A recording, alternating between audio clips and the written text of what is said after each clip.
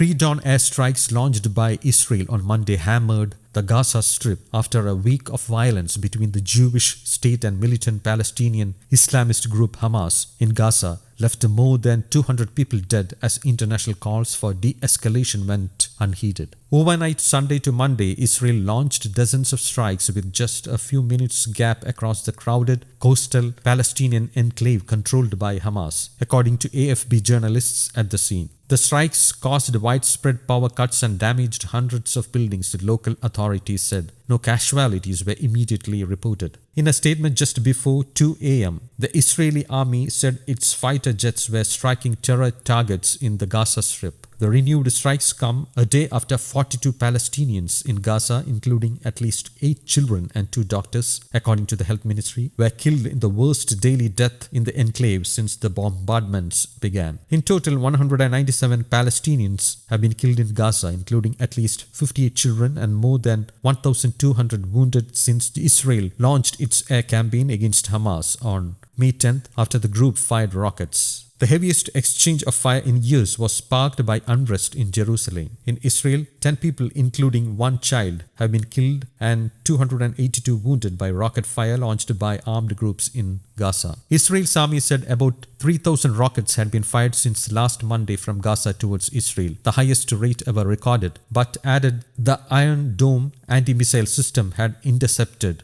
over 1,000. Netanyahu said in a televised address on Sunday that Israel's campaign against the terrorist organizations is continuing with full force and would take time to finish. The Israeli army said it had targeted the infrastructure of Hamas, an armed group Islamic Jihad, including a vast tunnel system, weapons factories and storage sites. Israel airstrikes also hit the home of Yahya Sinwar, head of Hamas's political wing in Gaza, the army said, releasing footages of plumes of smoke and intense damage, but without saying if he was killed. Balls of flame and a cloud of debris shot into the sky Saturday afternoon as Israel's Air Force flattened a building housing Al Jazeera and AP news agency after giving journalists an hour to evacuate. Netanyahu on Sunday said the building also hosted a Palestinian terrorist intelligence office. It is a perfectly legitimate target, he said. Meanwhile, the UN Security Council meeting convened on Sunday to resolve the military spat between Israel and Palestinian dispersed without taking any major decision. Both parties reiterated that they are not ready for a ceasefire. Representatives of both countries showered political allegations on each other.